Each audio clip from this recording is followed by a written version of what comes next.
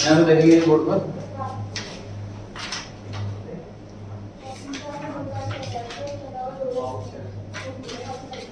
ये वाली की गेट बंद कर देंगे प्लीज। ये वाला सर वो चेयर अंदर करनी पड़ेगी पहले आपको।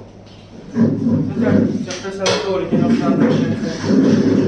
चैप्टर 7 तो ओरिजिन ऑफ ट्रांजैक्शन बता दो। एक बार इनकरेंट की उसकी मैनेजमेंट बता रहे हैं क्या? चैप्टर स्टार्ट कर रहा हूँ। चैप्टर नंबर 7 है। टोटल ध्यान से पढ़ेंगे क्या चीज है।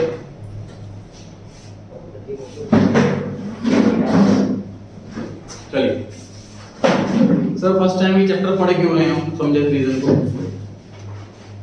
जब अकाउंटेंट में बताया आपको दो टाइप से अकाउंटेंट का काम होता है। पहला होता है कि सर मैं एक कंपनी के अंदर जॉब कर रहा हूँ तो मैं उसी के अकाउंट संभाल रहा हूँ, एक चीज। दूसरी चीज जो कंपनी अपने अकाउंट्स बनवा लेती है अपने अकाउंटेंट से, सोच के देखे मैं अकाउंटेंट की जॉब कर रहा हूँ, मुझे मान लो कंपनी वाले कहते हैं कि 10 लाख की जगह 15 लाख की सेल लो, अगर मैं मना करूंगा तो जॉब से निकाल देंगे, मुझे लिखनी पड़ेगी मजबूरन। तो उस अकाउंटेंट की अकाउंट्स में गड़बड़ हो सकती है, हेराफेरी हो सकती है। इसकी तसल्ली के लिए, इसकी चेकिंग के लिए गवर्नमेंट ने रूल बनाया हुआ हर कंपनी को कि आप एक नए सीए के पास जाओगे और उसे कहोगे मेरे अकाउंट्स चेक करो। वो आपके अकाउंट्स चेक करेगा, अपनी रिपोर्ट बनाएगा जिसे कहते हैं ऑडिटर रिपोर्ट, और उसमें लिख करके देगा कि इसके अकाउंट्स सही हैं या अकाउंट्स गलत हैं, अकाउंट्स में गलती है तो क्या गलती है। तो जो ऑडिटर होगा वो दूसरा अकाउंटेंट जो चेक करने जाएगा वो ऑडिटर होगा।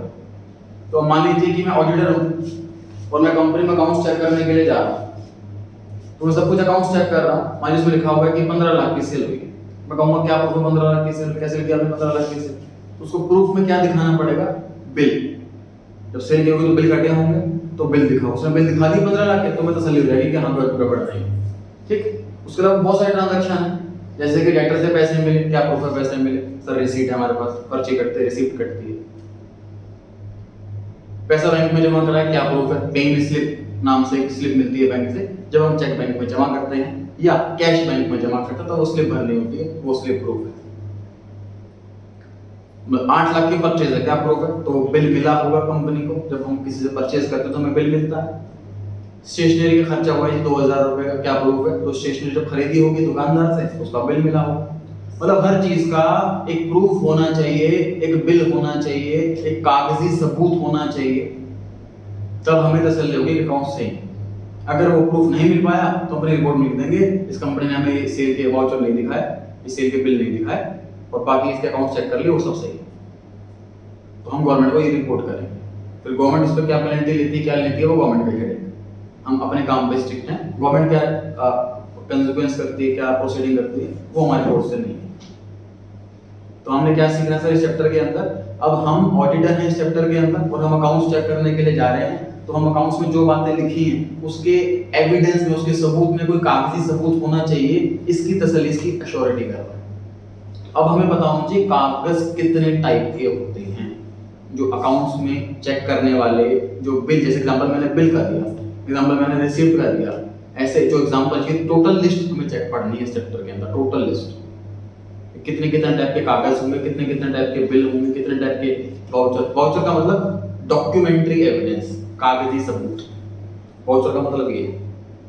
क्लियर हो गई जी बात? अब सुनिए ध्यान से।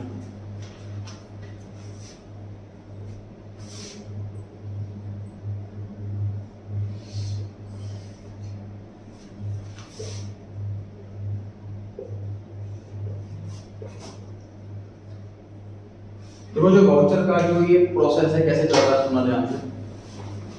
जैसे मैं अकाउंटेंट हूँ और मैं कंप्यूटर पे ट्रांजैक्शंस कर रहा हूँ मान लीजिए, तो कंप्यूटर पर ट्रांजैक्शन करने से पहले ना मैं खुद भी एक पर्ची में लिखूंगा कि मैं क्या रिकॉर्ड करने वाला हूँ कंप्यूटर पर, एक्स्ट्रा प्रूफ के लिए।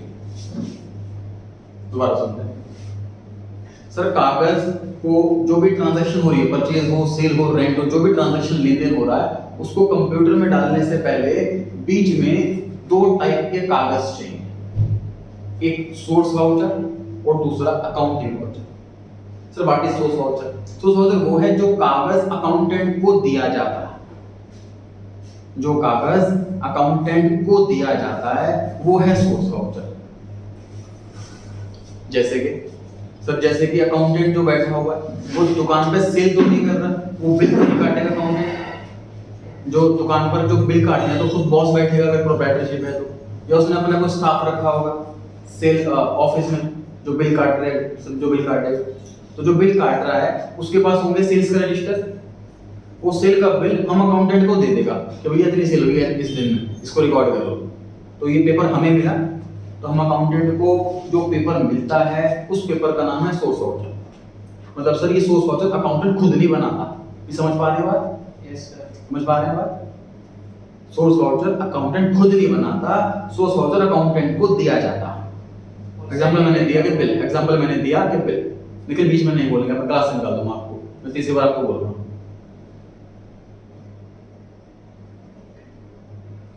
सोर्स वाउचर अकाउंटेंट को दिया जाता है, वो खुद नहीं बनाता। अब उसका अगला स्टेप सुनना। देखो बिल जो होगा वो तो बिल के फॉर्मेट में होगा, हमारे अकाउंट्स के फॉर्मेट में तो नहीं होगा।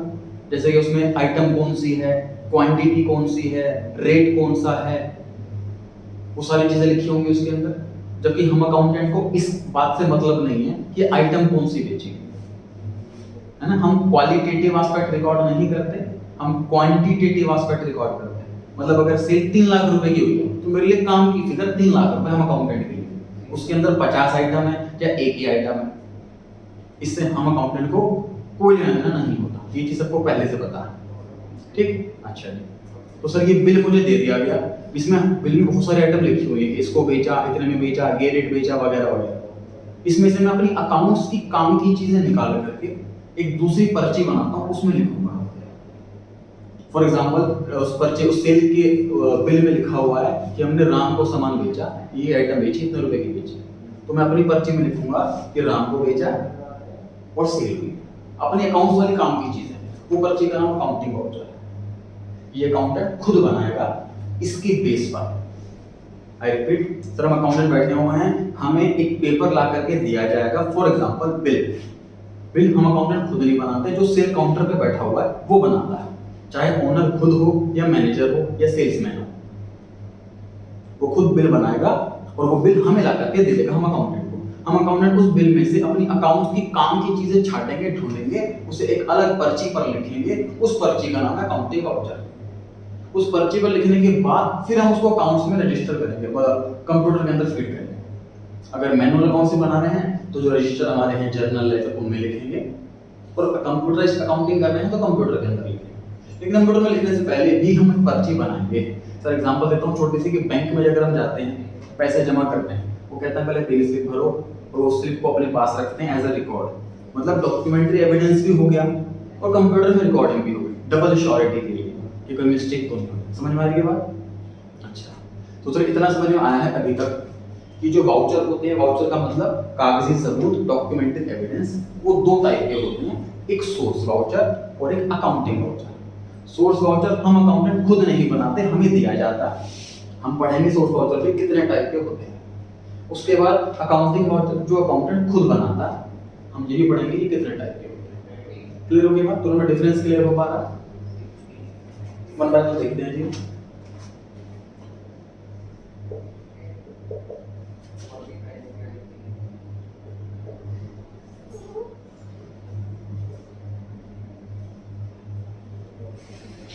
ये नई चीज सीखेंगे जी, सुने ध्यान से। सर दुकान पर मैं गया हूँ, मान लीजिए कूलर लेने के लिए, एक 4000 रुपए का कूलर खरीदा, और सपोज मैं जो हूँ उस दुकानदार से वो मतलब रेगुलर बेस पे सामान लेता हूँ, मतलब मैं एक रिटेलर हूँ, और मैं होलसेलर के पास गया, मैंने उसको कहा भी मुझे 50 कूलर जो है मेरे पैक कर दीजिए, और मैं वो 50 कूलर अपनी दुकान पर ले जाऊंगा और 1 बाय 1 कस्टमर्स को बेचूंगा। ठीक, तो जैसे मैं 50 कूलर का ऑर्डर दूंगा तो वो बिल बनाने से पहले मुझसे ये पूछेगा सर पेमेंट अभी करोगे कि बाद में? बताओ सर ऐसा क्यों पूछा? क्योंकि उसके पास ना बिल बनाने वाले भी 2 रजिस्टर रखे हैं। बिल बनाने वाले भी 2 रजिस्टर रखे हैं। एक रजिस्टर पे लिखा होता है इनवॉइस ऑब्लिक बिल, दूसरे रजिस्टर पे लिखा होता है कैश। अगर मैं उससे कहता हूँ कि भैया पैसे तो मैं बाद में दूंगा, अभी सामान लेके जा रहा हूँ, तो वो ये वाला रजिस्टर निकालेगा और उसमें बिल काटेगा। अगर मैं कहता हूँ कि मैं पैसे अभी हाथ की हाथ दे रहा हूँ, तो वो ये वाला रजिस्टर निकालेगा और उसमें बिल बनाएगा। सर बिल दोनों ही हैं, ये भी बिल है और ये भी बिल है, दोनों बिल के नाम अलग अलग हैं। तो इस वाले बिल का नाम इनवॉइस है, इनवॉइस भी कह सकते हो, बिल भी कह सकते हो। इस वाले बिल का नाम कैश मेमो है। सर ये वाला बिल कब जनरेट होता है? जब उधार में बेचा जाए। ये वाला बिल कब जनरेट होता है? जब कैश में बेचा जाए। समझ पा रहे हो आप? ये जो नई चीज सीख रहे हैं, क्योंकि हम पता है हमें नई चीज क्यों सीख रहे हैं, क्योंकि हम जब भी दुकान पर सामान लेने के लिए गए तो हमने कैश में ही सामान लिया, उधार में लिया ही नहीं हम। तो हमेशा हमें कौन सा बिल मिला होगा? कैश मेमो वाला बिल मिला होगा हमेशा हमें। ठीक बात है। उधार में लेके जाएंगे तो इनवॉइस वाला बिल मिलेगा। ठीक। अब सर इतनी बातें क्यों सीख रहे हैं? सुना ध्यान से। मैं अकाउंटेंट बैठा हुआ हूँ और मुझे 10-15 ये वाले बिल दे दिए। अब ये वाले बिल पढ़ करके मेरे माइंड में क्या क्लिक करना चाहिए कि ये वाला सामान उधार में बेचा हुआ है, तो जिसको उधार बेचा उसका नाम भी लिखना है मेरे को, और सेल हुई ये बात भी लिखनी है। मुझे 10-15 बिल ये वाले मिले तो मेरे माइंड में क्लिक हो जाएगी बात कि वो वाला सामान है जो हमने बेचा और पैसा इनकम आ गया, तो जिसको बेचा उसका नाम नहीं लिखना मेरे को। समझ पा रहे हो इस बात को? अब हमें बॉस आकर के बोलेगा नहीं कि कैश में सामान बेचा है ये लिख लो, राम को सामान बेचा है लिख लो, इतना कुछ नहीं बोलेगा हमको। हमें सिर्फ ये जो पर्चियां हैं ये पकड़ा देगा और हमें हेडिंग पढ़ करके खुद पहचान कर लेनी है कि ये उधार में बेचा है या कैश में बेचा है। हमें इतना पढ़ करके ये खुद पहचान कर लेनी है कि ये उधार में बेचा है या कैश में बेचा है। समझ पा रहे हैं? अगर चेक साइज में तो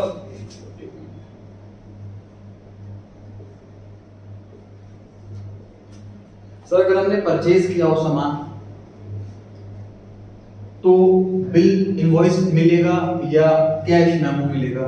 सर डिपेंड करता है। करेक्ट आंसर बिल्कुल सर, डिपेंड करता है कि हमारे बॉस ने जब सामान खरीदा तो उधार खरीदा या पेमेंट हैंड टू हैंड कर दी। अगर हमारे बॉस ने उधार खरीदा तो उसको ये वाला मिलेगा बिल, और हमारे बॉस ने पेमेंट कर दी हैंड टू हैंड तो उसको ये वाला बिल मिलेगा। सर हमें कैसे पता लगेगा बिल को देख करके कि हमने परचेज करा है सामान की सेल करा है? बताओ। सर उसमें नीचे लिखा होगा सेल्स या मार्केट। सर अगर ऊपर कोई दूसरी कंपनी का नाम हो तो डेफिनेटली। अरे अपनी कंपनी के बिल नहीं पहचान सकते क्या तुम? इसके प्रोवाइडर का नाम। भाई मैं अगर रिलायंस कंपनी में अकाउंटेंट की जॉब कर रहा हूँ तो जो बिल होगा उस पर रिलायंस प्रिंटेड नहीं होगा ना, एड्रेस प्रिंटेड नहीं होगा, टैक्स का नंबर प्रिंटेड नहीं होगा, और किसी और ग्राहक का नाम लिखा होगा, है कि नहीं? और अगर हमने परचेज करा है, रिलायंस कंपनी में अकाउंटेंट हूं मैं, रिलायंस कंपनी ने परचेज करा है किसी और कंपनी से सामान, तो जो बिल है उस पे नाम किसी और कंपनी का प्रिंट होगा। समझ आ रही है बात? कोई मुश्किल चीज थोड़ी है पहचानना सेल है कि परचेज है। समझ आ रही है बात? तो सर हमने इन दो चीजों को पढ़ करके हमने 4 चीजें सीख ली कि अगर हमारे बॉस ने जितनी जितनी परचेज करी है कैश में, जितनी जितनी परचेज करी है उधार में, और जितनी जितनी सेल करी है कैश में, जितनी जितनी सेल करी है उधार में, इन चारों के प्रूफ ये 2 हैं। समझ पा रहे हैं आप? बिल या इनवॉइस तब मिलेगा जब उधार में हो, चाहे परचेज हो चाहे सेल हो। हमारी कंपनी का नाम प्रिंट है तो क्रेडिट सेल, सामने वाली कंपनी किसी और कंपनी का नाम प्रिंट है तो क्रेडिट परचेज। अगर कैश मेमो है तो पक्की बात है उधार में नहीं है, पेमेंट हैंड टू हैंड हो गई। हमारी कंपनी का नाम प्रिंट है तो कैश सेल्स, किसी और कंपनी का नाम प्रिंट है तो कैश परचेज। यहां तक क्लियर है? डॉट पूछिए जी, यहां तक बताइए आप कुछ। सर वो अगर सर जैसे किसी कंपनी के बिल चल गए तो उसके पास फोटो है फोन में तो चले गए। बिल चल गया मतलब? Sir bill sir bill destroy हो गए, जल गए अच्छा अच्छा डिस्ट्रॉय हो गए तो उसके पास फोटो है उनके फोन में, चलेंगे सर वो वाले चल बिल? तो कोई बिल अगर चल जाता है तो सेकंड कॉपी मंगा ली जाती है। हर चीज कंप्यूटराइज होती है। अगर मेरे से बिल खो गया है तो मैं अपने सप्लायर को फोन कर सकता हूं कि सर वो वाला बिल जरा मिसप्लेस हो गया, अब एक बार दोबारा भेज दीजिए, वो दोबारा भेज देगा। ऑप्शन जैसे सर हम डेली जैसे छोटे-मोटे खर्चों में सर उसका कैसे नहीं तो हमें लेना पड़ेगा अगर कंपनी में जॉब करनी है तो। आजकल तो बिल पेमेंट का आता है। बिल ही नहीं हो रहा उसका तो सर इसका तो बिल ही नहीं हुआ हमारे। जैसे कि जैसे कि हम चाय ले के आए, चाय का बिल मिलेगा, प्रॉपर मिलेगा, पक्की बात है। कैसे चाय वाले को बिल देना पड़ेगा अगर कंपनी में काम करना है तो। अब वो पर्ची कैसे भी बना करके दे, डेफिनेटली सब उतना बड़ा बिजनेस मैन नहीं कि प्रॉपर प्रिंटेड करके देगा, डेफिनेटली नहीं देगा वो, लेकिन कुछ भी पर्ची बना करके देगा, उसमें अपना नाम लिख करके देगा, अपना साइन करके देगा, ठीक है? उसको ये चीज देनी पड़ेगी। तो ऐसे तो सर हम वो किसी से भी करवा सकते हैं। बिल्कुल करवा सकते हैं, इसलिए अभी भी होता है काम। लेकिन पता क्या गवर्नमेंट भी क्यों इतना इंटरफेयर नहीं कर रही? क्योंकि 150 मान लीजिए बिल, तो बिजली का चाय का बिल मान लीजिए पूरे महीने का 1000 रुपये आया, उसको कितना लिख लोगे तुम फेक करके? 1000 की जगह 4000 लिख लोगे, हद से इतना ही तो करोगे, कितना फ्रॉड हो जाएगा? कंपनी क्यों उसमें इतना माइंड लगा है? ठीक है कि नहीं? इसमें 1000 रुपये का बिल आया 10 लाख का लिख देंगे उसको चाय का बिल, है ना? तो इसलिए फ्रॉड होते हैं अभी भी। लेकिन जब हमारा छोटा सा एक बिजनेस हो तो तो छोटा अपने बिजनेस में फ्रॉड करके क्या करोगे? मैं छोटा बिजनेस करोगे, सर, कंपनी में तो होता है ना फ्रॉड। कंपनी में क्या होता है देखो, मान लीजिए जैसे मुकेश अंबानी है, वो कंपनी चला रहे हैं, लेकिन पैसा लगा होगा 32 लाख लोगों का उस कंपनी के अंदर, शेयर होल्डर्स 32 लाख, तो वो उनका पैसा डुबा सकता है, वो कंपनी में हेराफेरी कर सकता है, इसलिए उन पे लगा रखा है ना ऑडिटर्स। कंपनी में लगा रखा है ऑडिटर्स, प्रोप्राइटरशिप में ऑडिटर नहीं है, पार्टनरशिप में ऑडिटर नहीं, गड़बड़ करके करे, खुद का तो पैसा है। मान लीजिए मेरी खुद की दुकान है, मैं खर्चे फालतू लिखूं तो मेरा क्या जाएगा? मेरा ही तो जाएगा, जो भी जाएगा। ठीक बात है।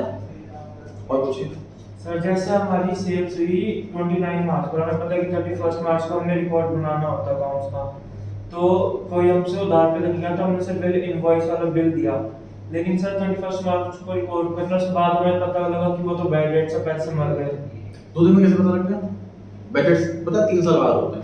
3 साल बाद इंडियन कॉन्ट्रैक्ट एक्ट 1881 हमारे लॉ इंडिया के अंदर है, उसके हिसाब से अगर हमें किसी से पेमेंट लेनी है तो हम सिर्फ 3 साल तक मांग सकते हैं।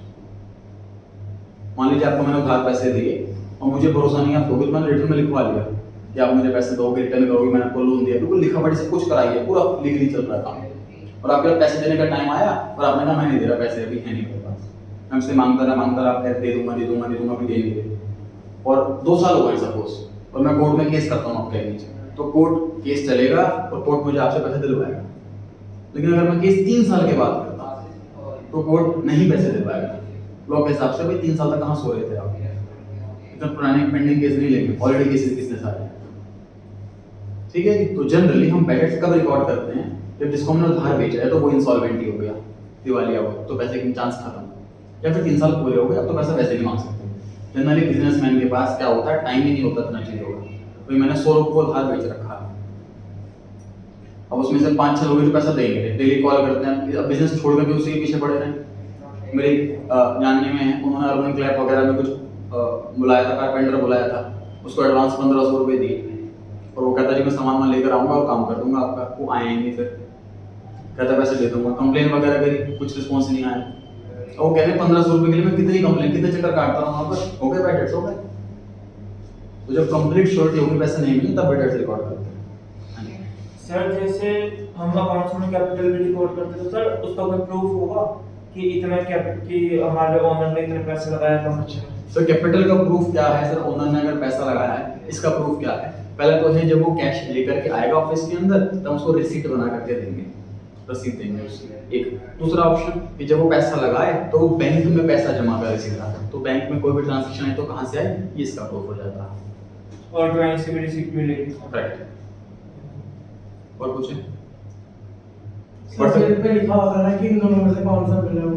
हाँ, सबसे ऊपर हेडिंग लिखी, प्रिंटेड होगी ये चीज, तो कैश मेमो या इनवॉइस या बिल चीज प्रिंटेड होगी पहले से, जैसे कंपनी का नाम प्रिंट होता है ऐसे वो भी प्रिंट होगा।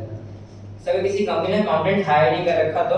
हायर नहीं कर रखा, हायर नहीं कर रखा। तो खुद ओनर खुद अकाउंट्स बनाएगा? सर मतलब कोई अकाउंट नहीं बन रहा उस कंपनी में। अच्छा, फिर मतलब ऐसे जैसे एक प्रॉपर फॉर्म से, प्रॉपर फॉर्मेट से नहीं बन रहा अकाउंट्स, बस सिर्फ कॉपी पे लिख रहा है कि इससे लिया, फिर से जब ऑडिटर आ रहा है तो फिर सब उनको कंपनी पे एक्शन होगा। तो कंपनी में एक्शन होगा डेफिनेटली। अकाउंट्स मेंटेन नहीं हो रखे, ये रिपोर्ट कर देंगे हम। बढ़े आगे जी, बढ़े आगे। अभी हम क्या सीख रहे हैं सर? हम सीख रहे हैं कि सोर्स वाउचर कितने टाइप के होते हैं और किस वाउचर से हमें क्या मीनिंग निकाल लेना है। अभी तक आपको जितने भी देखो मैंने क्वेश्चन पढ़ाए हैं, सपोज चैप्टर 8 कराया जर्नल, उसमें लिखा हुआ है कि goods sold to Ram, goods purchase from Shyam. Practical life में थोड़ा मैं बहुत सारे क्वेश्चन देगा, ये ले क्वेश्चन, ये ला इसका आंसर बताओ, ऐसा तो नहीं होगा। हमें सिंपल सी बात है, एक्चुअल में यही चीज मिलेगी और हमें उसी से अपने आप के अकाउंट्स बनाना। समझ आ रही है बात? तीसरा सीखते हैं सर।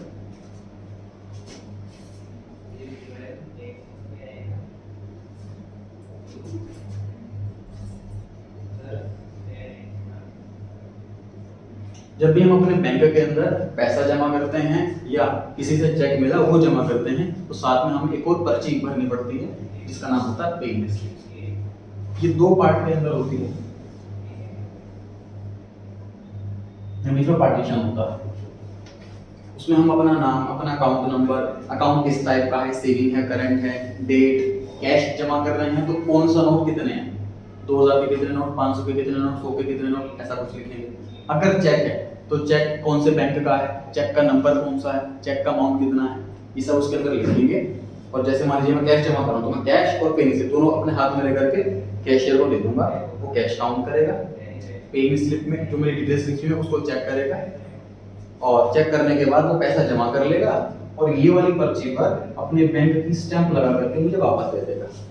तो ये मेरे पास प्रूफ हो गया कि मैंने पैसे जमा करे, ये बैंक वाले के पास प्रूफ हो गई ये वाली पर्ची के पैसे आए हैं, और कंप्यूटर में तो आई गया दोनों के।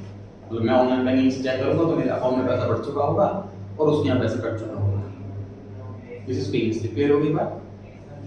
बढ़िया आगे। हाँ जी मेरे डाउट है सर, जैसे सर हम सर हमारे पास सैलरी देते हैं सर, हम उसका हिसाब क्यों देते हैं सर, उससे बिल्स क्यों मांगते हैं उसके? एम्प्लॉय से बिल मांगते हैं कैसे? सर जैसे सर स्कूल में फीस जमा की तो कहते हैं कि जो तुम्हारा प्रूफ है कि स्कूल में फीस जमा किया उसका प्रूफ दिखाओ तुमने अपने बच्चों की। तो सर बताओ। ऐसे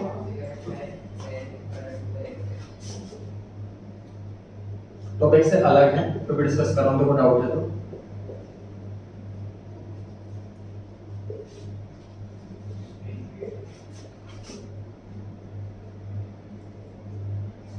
अकाउंट्स के फीस में टैक्स पढ़ लेते हैं तुम लोग। देखो जी कॉन्सेप्ट क्या है। इनकम टैक्स एक्ट 1961 ये एप्लीकेबल है इंडिया के अंदर। जितने भी हमारी इनकम होती है हमें उस पर टैक्स देना होता है। इनकम टैक्स में कुछ छूट भी दी जाती है, कुछ रिलैक्सेशन दी जाती है लोगों को प्रमोट करने के लिए, मोटिवेट करने के लिए कि लोग ये काम करें। फॉर एग्जाम्पल LIC है, LIC करवानी चाहिए सभी को। कोई पर्सन की अगर जो अर्निंग पर्सन है उसकी अगर डेथ हो जाती है तो घर कैसे चलेगा, बड़ी दिक्कत हो जाएगी। लोग LIC करवा नहीं रहे थे फिर भी तो गवर्नमेंट ने प्रमोट करा। गवर्नमेंट ने कहा कि आप LIC करवाओ, जितना भी प्रीमियम भर रहे हो ना हम आपकी इनकम उतनी कम करके बचे हुए इनकम पर टैक्स लेंगे। मतलब फॉर एग्जांपल मेरी इनकम 10 लाख रुपए है और मैं 2 लाख रुपए LIC का प्रीमियम भर रहा हूँ तो गवर्नमेंट मुझसे 10 लाख पर टैक्स नहीं लेगी, 8 लाख पर टैक्स लेगी। तो मुझे गवर्नमेंट ने एक छूट दे दी, एक डिडक्शन दे दी। समझ पा रहे हो आप? तो लोग मोटिवेट करें तो ये लोग ज़्यादा से ज़्यादा LIC करवाएं। ऐसे डिडक्शन बहुत चीज़ों में मिलती है। इसी तरीके से एक एग्जांपल है चिल्ड्रन एजुकेशन। अगर मैं अपने बच्चों की स्कूल की फीस भर रहा हूँ तो गवर्नमेंट कहती है कि जो अगर स्कूल की फीस भर रहे हो मतलब आप बच्चों को पढ़ाओ, बच्चों को घर मत बिठाओ। अगर बच्चों की फीस भर रहे हो तो जितनी फीस भर रहे हो उसकी पर्ची वगैरह हमें दिखाओ कि आपने इतनी फीस भरी है पूरे साल में, इससे भी आपकी हम इनकम कम कर देंगे, आपसे टैक्स कम लेंगे। डिडक्शन इसके लिए मिलती है। ठीक है, मैंने होम लोन लिया हुआ उस पर इंटरेस्ट पे कर रहा हूँ, उसकी भी डिडक्शन मिलती है। लास्ट बजट में ये लॉन्च हुआ है कि अगर मैं इलेक्ट्रिक कार लिए है लोन पर और उस पर इंटरेस्ट पे कर रहे हैं उसकी डिडक्शन मिलेगी। लास्ट ईयर ये लॉन्च किया ताकि इन लोगों को प्रमोट करने के लिए कि पेट्रोल वाली कार मत लो, बिजली वाली कार लो। ठीक है, क्लियर हो गई बात? चलिए वापस आते हैं चैप्टर पे।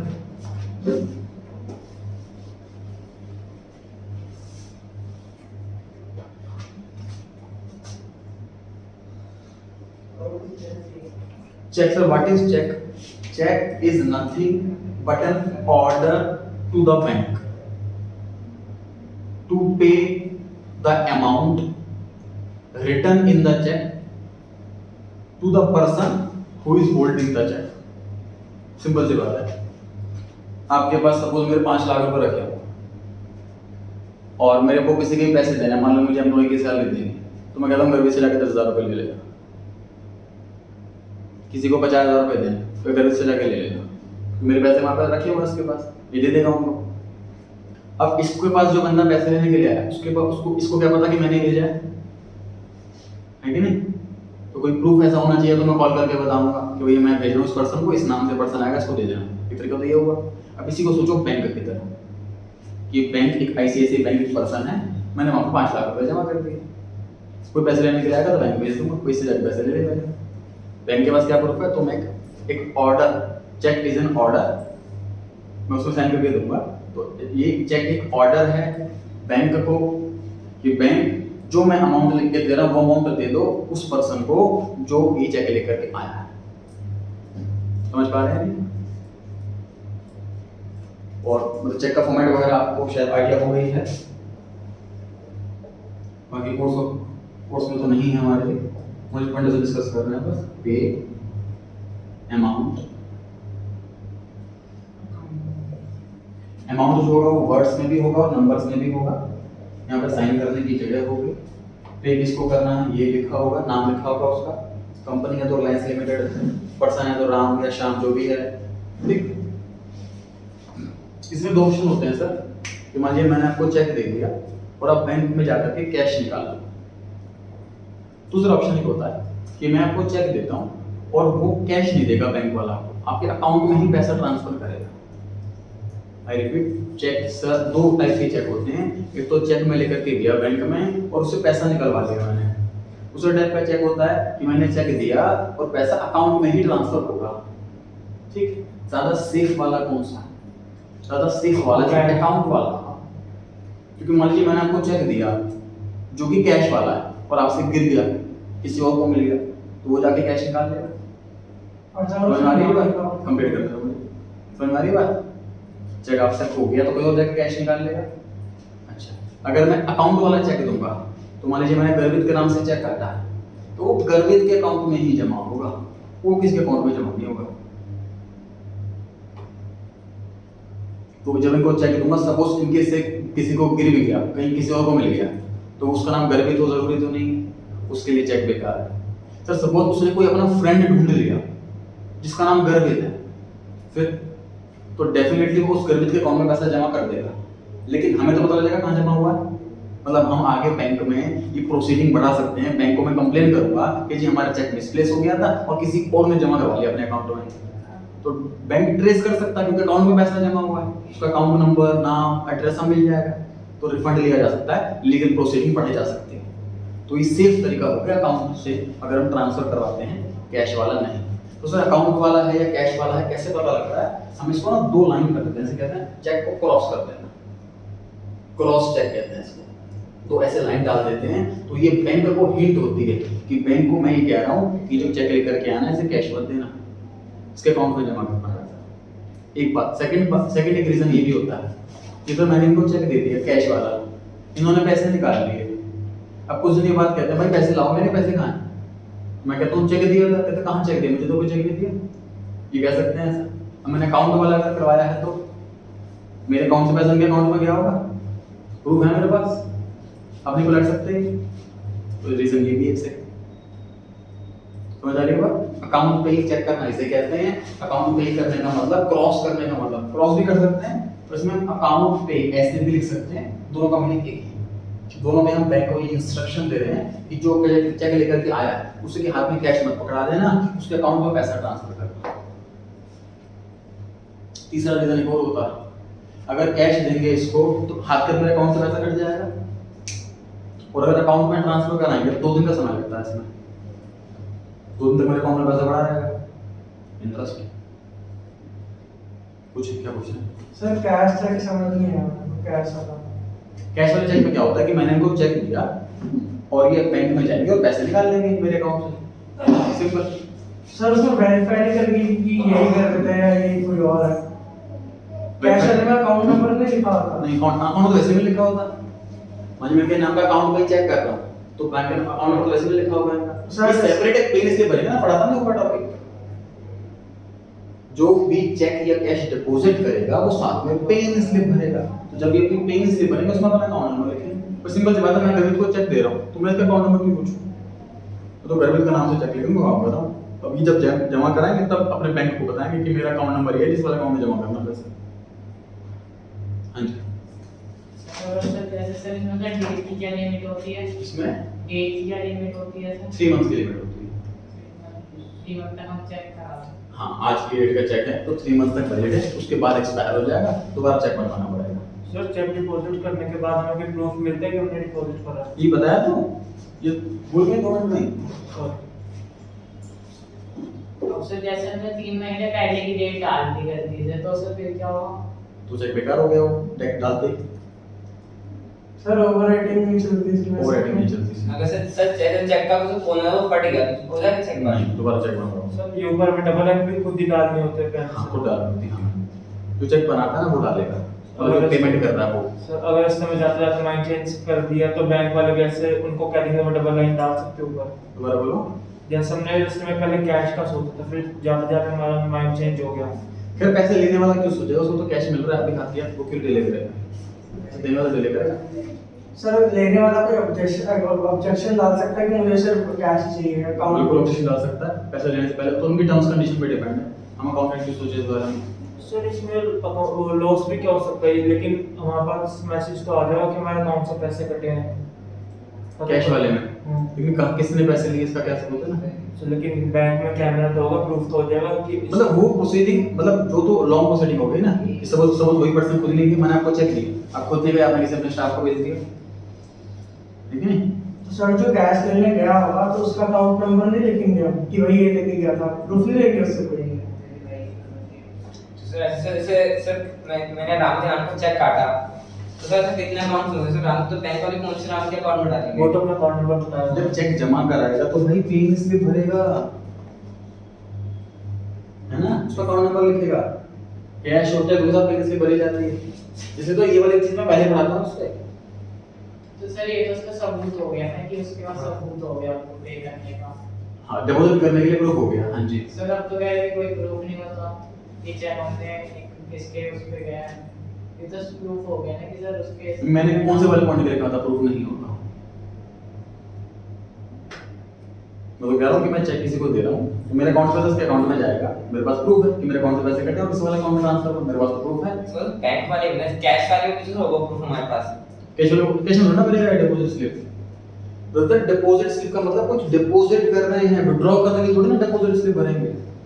देखो पे इन अंदर पे कर रहे हैं, डाल रहे हैं, अगर मैंने मेरे को चेक दिया और कैश वाला चेक है तो ये थोड़ा पे स्लिप भरेंगे, तो चेक दिखाएंगे तो पैसे ले लेंगे। यानी तो मैंने कितने सर रिजल्ट तुरंत तुरंत, हाँ जी, तो तुरंत चेक ले लेंगे, तो तुरंत कैश ले लेंगे उसी टाइम। हाँ, सर पे स्लिप ज्यादातर हम जब कैश जमा करने जाते हैं। कैश और चेक दोनों, ज्यादातर वाला कॉन्सेप्ट नहीं कुछ।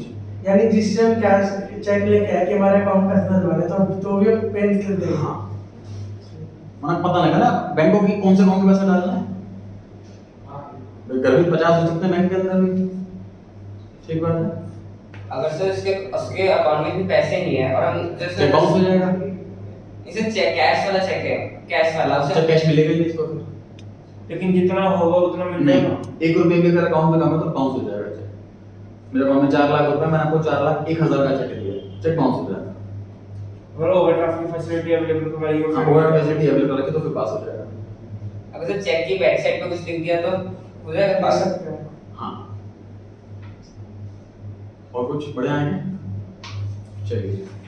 अब जब हमने सर 4 डॉक्यूमेंट्री एविडेंस देखी है, बिल, इनवॉइस एक ही बात है, दूसरा कैश मेमो, तीसरा पे स्लिप, चौथा चेक,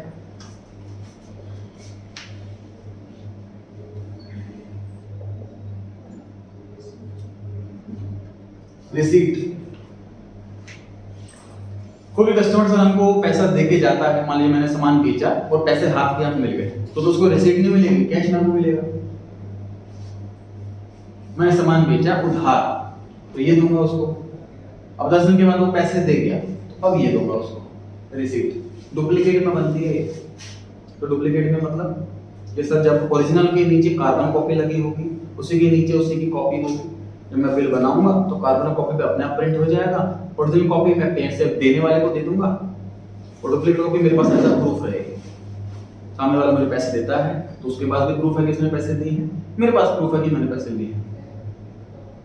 इसी तरीके से मान लीजिए मेरा बॉस उधार सामान खरीद करके लाया, उसको ये मिला होगा, अब मेरा बॉस 1 महीने बाद पैसे देने जा रहा है, उसको ये मिलेगा। ठीक, तो हमें कैसे, मतलब हम अकाउंटेंट को जब ये रिसीट मिलेगी तो हम समझ जाएंगे इतने पैसे आए हैं या पैसे गए। सर ये कैसे पता लगेगा कि पैसे आए हैं कि गए? ऊपर कंपनी का नाम लिखा होगा, हमारी कंपनी का नाम अगर प्रिंटेड है तो पैसा तो हमारी कंपनी की रिसीट है तो हमें पैसा मिला होगा, ठीक है। और अगर किसी और कंपनी का नाम प्रिंट है तो हमने पैसे दिए होंगे उसको, तो पेमेंट है वो। समझ पा रहे हैं? क्लियर है? कैश मिलेगा तो भी रिसीट बनाएंगे, चेक मिलेगा तो भी रिसीट बनाएंगे। अगर चेक मिलेगा तो हम उसमें लिखेंगे it is subject to clearance, मतलब इस रिसीप्ट तभी वैलिड होगी जब चेक आपका क्लियर हो जाता है। अगर चेक क्लियर नहीं होता तो इस रिसीप्ट की कोई वैलिडिटी नहीं है, ये मतलब है इसका। तो सपोज किसी ने मुझे चेक दे दिया, मैंने उसको रिसीप्ट दे दी, अब चेक बाउंस हो गया मेरे पास तो रिसीप्ट आ गई, तो मैं चेक बाउंस होता है, ऐसे नहीं चलेगा। रिसीप्ट मेरे पास लिखी होगी cheque is subject to clearance, मतलब ये रिसीप्ट तभी वैलिड मानी जाएगी अगर चेक क्लियर हो जाता है। तो चेक बाउंस हो जाता है तो इस रिसीप्ट की कोई मान्यता नहीं है। बढ़े आगे।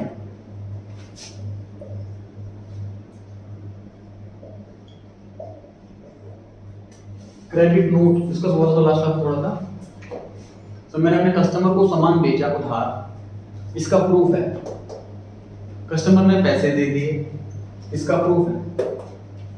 कस्टमर ने सामान वापस कर दिया, इसका क्या प्रूफ है? उसका ये प्रूफ है। जब मैं अपने कस्टमर को सामान बेचता हूँ तो मैं उसको डेबिट कर लेता हूँ, डेटर एसेट इंक्रीज डेबिट। जब मेरे कस्टमर मुझे सामान वापस करता है तो मैं अपनी एसेट कम कर लेता हूँ, डेटर एसेट डिक्रीज क्रेडिट। तो मैं उसको एक क्रेडिट नोट इशू करूंगा, मतलब मैं एज अ प्रूफ उसको ये दे रहा हूँ कि हाँ भाई आपने माल वापस कर दिया, मैंने आपको अपनी बुक्स में क्रेडिट कर लिया। तो अब मैं कल को आपसे क्लेम नहीं कर सकता कि आप पैसे दो, आपके पास क्रेडिट नोट रहेगा। इसमें हर चीज डुप्लीकेट में होती है, के नीचे कार्ड में लगा होगा ताकि पैसा लेने वाले के पास एक कॉपी दे, पैसा देने वाले की कॉपी दे। इनवॉइस वाला का ट्रिप्लिकेट में होता है क्योंकि टैक्स इनवॉइस अलग बनता है, क्योंकि टैक्स डिपार्टमेंट में जमा होता रहेगा। इनवॉइस वाला ट्रिप्लिकेट में, बाकी सब डुप्लीकेट में। सर इसमें तो हम अपना प्रॉफिट के लिए नी भी दे सकते हैं, बिल सेल्स टैक्स। हाँ बिल्कुल, लेकिन जैसे क्या होता है ना कि जैसे हम सामान दे रहे हैं तो बाय कर रहा है तो अपने पोर्टल पर सारी परचेज लिखेगा और मैं अपनी सेल नहीं लिख रहा अपने पोर्टल पर, तो मिसमैच हो जाएगा, तो वहां गड़बड़ होगी, पता लग जाएगा। प्लस जीएसटी नंबर से सब कुछ लिंक होता है। फिर हो गई जी बात, पढ़ सकते हैं आगे।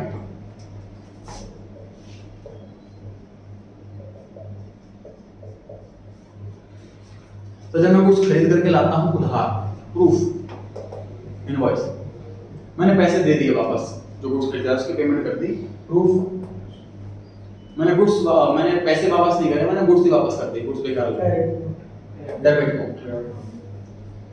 जब मैं गुड्स खरीद करके लाता हूं तो मेरे पे कर्जा लायबिलिटी बढ़ती है। फॉर एग्जांपल मैंने शाम से गुड्स खरीदे, एंट्री क्या बनी? परचेज डेबिट टू शाम, लायबिलिटी इंक्रीज क्रेडिट।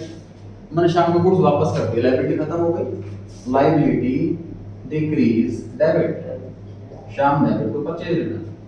तो मैं इसको हैंड टू हैंड एक डेबिट नोट इशू करूंगा कि मैं आपको अपने बुक्स में डेबिट करता हूं। और जब मैं गुड्स वापस कर रहा हूं तो यहां से डेबिट नोट जा रहा है और सामने वाली साइड से क्रेडिट नोट आ रहा है। तो हो गई बात। उनका साइन चाहिए वो सर नीचे। हाँ जी, एक बार देखते हैं इसमें निकाला।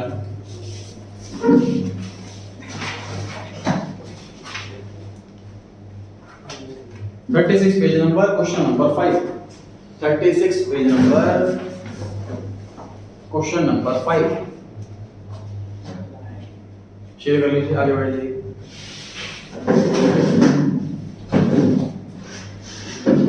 36 पेज नंबर क्वेश्चन नंबर 5 पढ़ें। पहले लिखा हुआ है कैश मेमो, ये कौन बनाता है? ये सेलर बनाता है। कब बनाता है? जब गुड्स पे है कैश में। सेकंड चीज, इनवॉइस या बिल एक सोर्स डॉक्यूमेंट है, वो कौन बनाता है? सेलर बनाता है। कब बनाता है? जब उधार में बेचो। ये तो सब पक्की बात है, हमेशा सेलर ही बनाता है।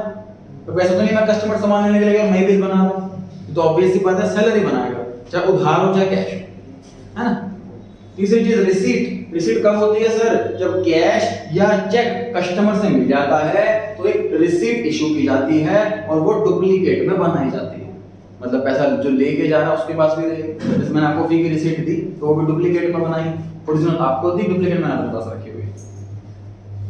पे इन स्लिप, ये सोर्स डॉक्यूमेंट है जब भी डिपॉजिट करते हैं हम बैंक में, चाहे कैश डिपॉजिट करें चाहे चेक डिपॉजिट, सही।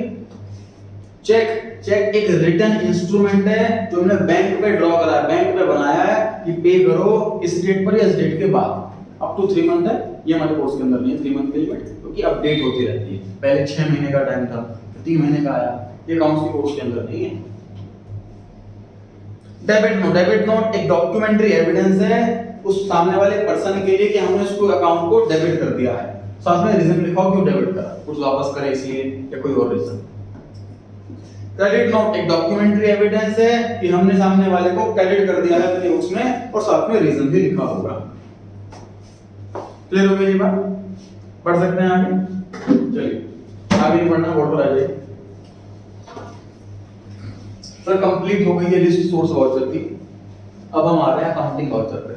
वापस से रिवाइज करते हैं what is accounting voucher. Sir हम अकाउंटेंट को ये वाले सारे पेपर से सारी पर्चियां हमें दी जाएंगी, इस पर्ची में से पढ़ करके हमें खुद दिमाग लगाना है कि ट्रांजैक्शन क्या हुई होगी, गुड्स बेचे हैं या खरीदे हैं, उधार है या कैश है, पैसा आया है या गया है, बैंक में पैसा जमा करा है कि निकाला है।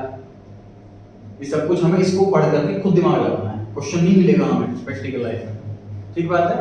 अब इसको पढ़ने के बाद पहले हम अपनी खुद की एक पर्ची बनाएंगे, उसके बाद कंप्यूटर पे रिकॉर्ड करेंगे। तो वो पर्ची बनाने वाला काम सीख रहे हैं यहाँ पर, अकाउंटिंग वाउचर जो अकाउंटेंट खुद बनाता है। पढ़े?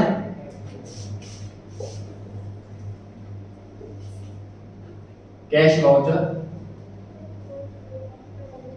और नॉन कैश, दो टाइप के सर। नाम पढ़ के पता लग रहा है कि अगर सर ट्रांजैक्शन के अंदर कैश इन्वॉल्व है, मतलब पैसा आ रहा है या पैसा जा रहा है, तो मैं ये वाला वाउचर बनाऊंगा। और अगर नॉन कैश ट्रांजैक्शन है, मतलब उस ट्रांजैक्शन में ना तो पैसा आ रहा है ना पैसा जा रहा है, तो मैं ये वाला वाउचर बनाऊंगा। सही?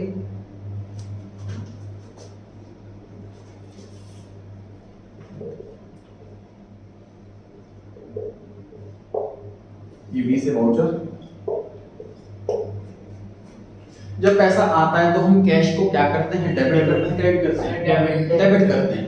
तो क्रेडिट साइड में क्या लिखते हैं? कहां से पैसा आया?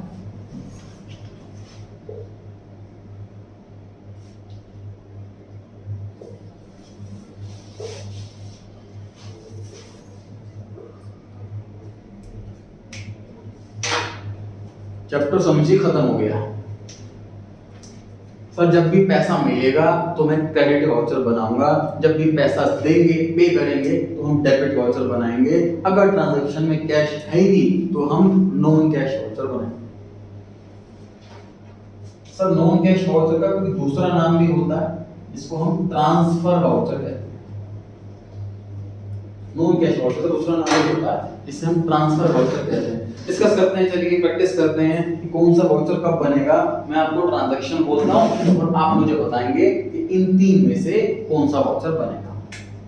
ठीक है? Goods sold to Ram on credit, sir non cash voucher.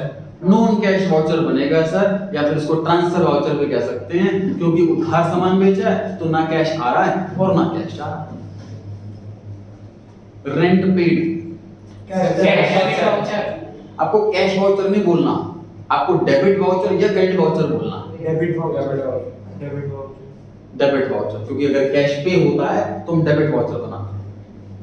ये दोनों कैश वाउचर की ही कैटेगरी है। वही बताओ मुझे कैश वाउचर के अंदर भी कौन सा वाला बनाना है? बना रही बात? तो वो डेबिट वाउचर क्यों बना रहे हैं? क्योंकि जब पैसे जा रहा है तो पक्की बात है क्रेडिट में तो कैश ही आएगा, क्रेडिट साइड लिखनी क्यों? डेबिट साइड में क्या आएगा वो लिखना। सुनो ध्यान से, तो वो हमने ये कैटेगरी क्यों कर रखी है सुनना। तो मान लीजिए आप रजिस्टर में कुछ भी चीजें लिखते हो और कोई आइटम बार बार रिपीट हो रही है, तो आपको लगता है कि ये रिपीट हो रही है बार बार, तो ये बार बार लिखने का फायदा क्या है? समझ रही बात? अब जैसे अकाउंटेंट है, मान लो एक ही टाइप की पर्ची रखे बस, ये पर्ची है, डेबिट में क्या हो रहा है यहाँ लिख दिया, और क्रेडिट में क्या हो रहा है यहाँ लिख दिया, एक ही टाइप की पर्ची है। तो बहुत सारी ट्रांजैक्शन होती है जिसमें पैसा जा रहा होता है, पेमेंट हो रही होती, तो यहाँ पर कभी रेंट गया, रेंट कैश, और सैलरी गई, सैलरी कैश, पैसे मोहन को दिए, मोहन कैश, मतलब बार बार कैश लिखने में उसको आलस आता है, बार बार कैश क्यों लिखूंगा। तो क्या करता है वो टोटल 3 टाइप की पर्चियां प्रिंट करवाता है। एक डेबिट वाली पर्ची, एक क्रेडिट वाली पर्ची, और एक जिसमें डेबिट क्रेडिट दोनों लिखा हुआ। जिसमें पैसा जा रहा है उसमें तो सब पता है, क्रेडिट में तो कैश ही आएगा, पैसा कहां जा रहा है ये जानना जरूरी है, तो डेबिट वाली पर्ची में लिख देता है। रेंट गया 5000, सैलरी गई 2000, स्टेशनरी का खर्चा हुआ 500 रुपये, यहाँ पे लिखता रहता है जब पैसा जा रहा है, पैसा कहाँ जा रहा है वो लिखता है यहाँ पर। क्रेडिट वाउचर जब पैसा आता है, जब पैसा मिल रहा है तो डेबिट में कैश ही आएगा, बार बार कैश क्यों लिखे? तो उसने अलग से पर्ची प्रिंट करवा ली जो क्रेडिट वाउचर के नाम से है, तो पैसा कहाँ से आया वो लिखता रहता है, राम से आया, सेल से आया, रेंट से आया, कमीशन से आया। और जहां ना पैसा आ रहा ना पैसा जा रहा, तो डेबिट में पता नहीं क्या है, क्रेडिट में पता नहीं क्या है, तो फिक्स तो नहीं कि यही आएगा। तो इसलिए ये वाली बड़े वाली पर्ची, इसमें डेबिट क्या हुआ उसके आगे, क्रेडिट क्या हुआ उसके आगे।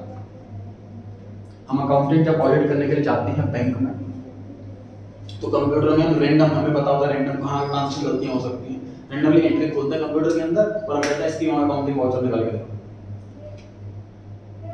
कंप्यूटर बैठे होते हैं दिखाते ट्रांजेक्शन और 500 ट्रांजेक्शन है, हमारे ट्रांजेक्शन नंबर 100 है, ये दिखाओ, इसकी पर्ची निकाल के दिखाओ, पर्ची ढूंढते रहते हैं, पर्ची मिल गई डेट वाइज तो सही है, नहीं मिली तो रिपोर्ट कर देंगे।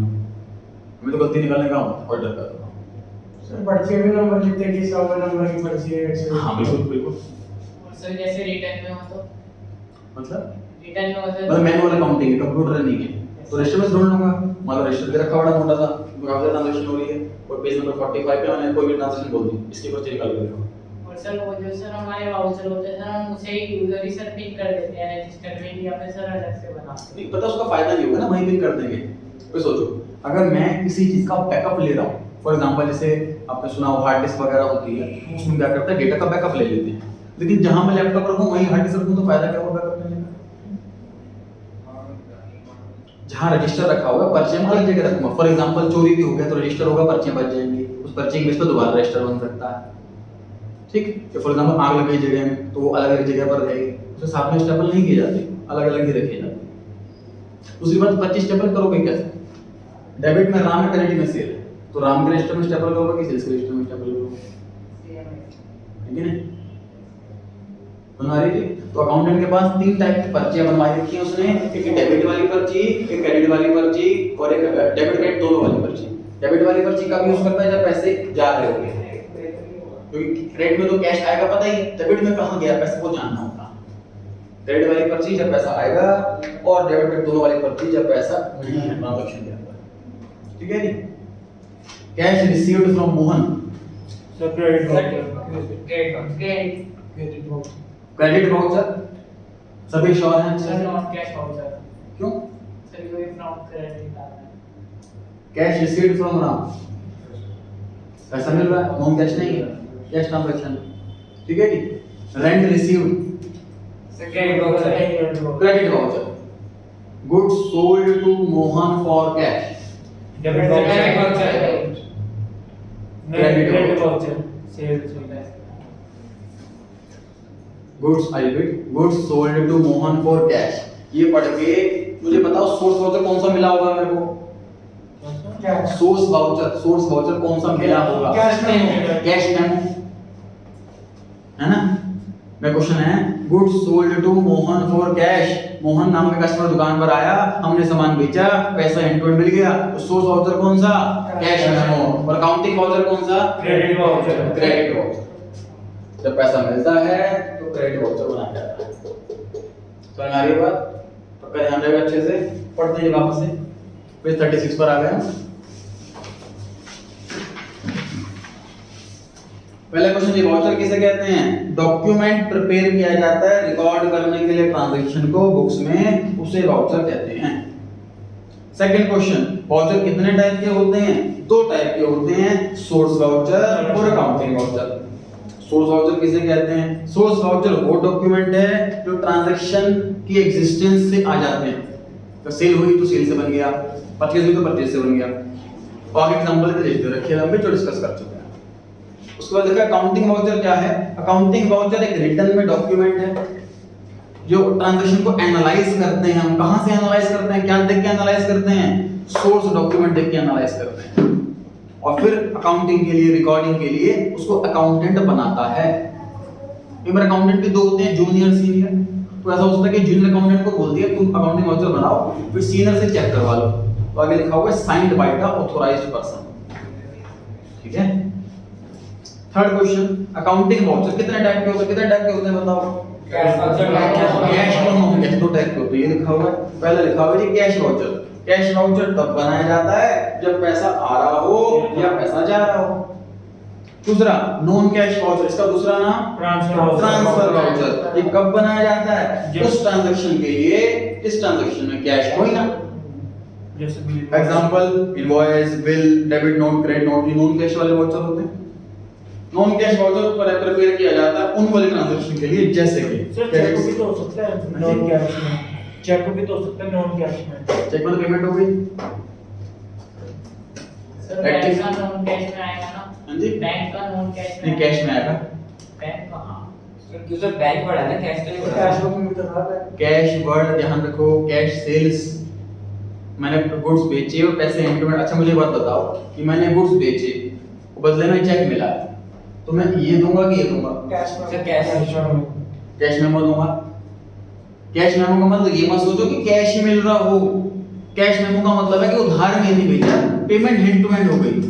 और मोड ऑफ पेमेंट कैश हो सकता है, चेक हो सकता है, पेटीएम हो सकता है, ऑनलाइन बैंकिंग हो सकता है, फोन पे ऐप हो सकता है, कुछ भी हो सकता है। ठीक है, पढ़ते हैं जी आगे। What are the type of cash voucher? Cash voucher कितने टाइप के होते हैं? दो टाइप के होते हैं। पहला क्रेडिट वाउचर, जब पैसे मिले तो क्रेडिट वाउचर। डेबिट वाउचर, जब पैसे दें तो डेबिट। क्वेश्चन नंबर 7 में पूछा हुआ है कि डेप्रिसिएशन में कौन सा वाउचर आप बनाओगे? Non cash. डेप्रिसिएशन में ना पैसा जाता ना पैसा आता। क्वेश्चन नंबर 8 कह रहा है कि जो कैश मेमो होता है ना, ये सोर्स डॉक्यूमेंट होता है कि अकाउंटिंग वाउचर होता है? सोर्स डॉक्यूमेंट होता है। सर 37 पेज पर आ गए। Books of accounts are written on the basis of. Accounts में जो जर्नल एंट्री करूंगा मैं, वो मैं अकाउंटिंग वाउचर के बेस पे करूंगा। सुनो देखो, अकाउंटिंग वाउचर किस बेस पे बनता है ऐसा पूछा हो तो सोर्स वाउचर। अकाउंट्स किस बेस पर बनते हैं ऐसा पूछा हो तो अकाउंटिंग वाउचर। ठीक है, अकाउंट्स किस पर बेस है, ये इस पर बेस है। तो बी आंसर हो गया इसका। हां जी सर समझ में आया। देखो, इसके बेस पर ये बनाते हैं और इसके बेस पर फिर हम अकाउंट्स में कंप्यूटर में रजिस्टर में रिकॉर्डिंग करते हैं। क्वेश्चन पूछा हो जो कंप्यूटर में रिकॉर्डिंग करते हो किसके बेस पे करते हो? आंसर अकाउंटिंग वाउचर के बेस पे करते हैं। Second question, credit note is prepared जब क्रेडिट दे रहे होते हैं कि डेबिट दे रहे होते हैं? जब क्रेडिट दे रहे होते हैं सामने वाले पर्सन को, ए ऑप्शन।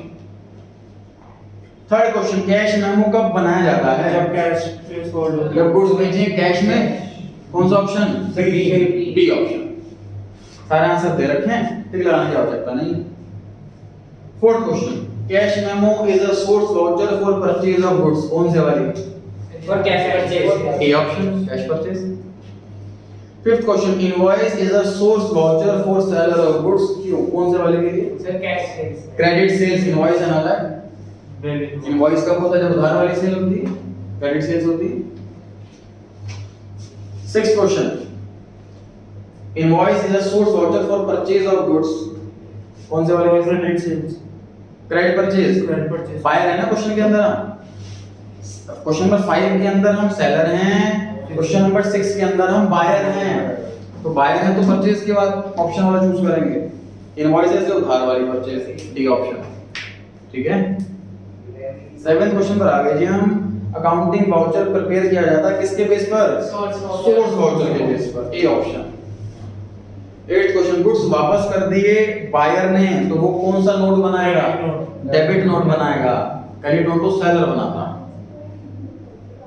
इसका स्वाद है अभी ये परचेज कर रहे हैं गुड्स, तो हम गुड्स वापस कर रहे हैं तो अपने लायबिलिटी को खत्म कर रहे हैं। लायबिलिटी डिक्रीज डेबिट, तो हम डेबिट नोट इशू करते हैं।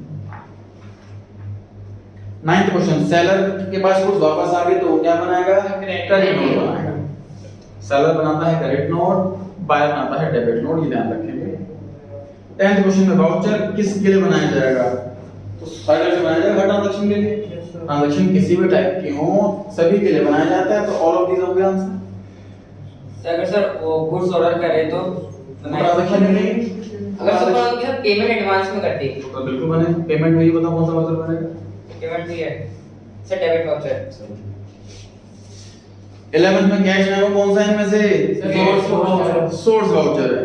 12th, invoice is a source voucher for. Sir neither be option, credit purchase. उधार में परचेजिंग करिए तो इनवॉइस बनेगा ना। बी ऑप्शन में क्या दिक्कत है? सही तो है। ठीक है। 13 में आ गए, गुड्स हमने बेचे हैं उधार में, तो सेलर क्या बनाएगा? इनवॉइस बनाएगा। गुड्स खरीदे हैं, पेमेंट कर दी हैंड टू हैंड, तो बायर क्या बना, क्या मिलेगा बायर को? Cash memo. कैश मेमो मिलेगा। ट्रांसफर वाउचर कब बनाया जाता है? Non cash non cash transaction, B option. इस ट्रांजैक्शन में कैश इन्वॉल्व नहीं है। 16 उधार में फर्नीचर खरीदा है, क्रेडिट वाउचर। ट्रांसफर वाउचर जब रिकॉर्डेड थ्रू, मतलब बुक्स ऑफ अकाउंट में रिकॉर्ड किसके थ्रू होगा, क्वेश्चन में ये पूछा होगा, है ना।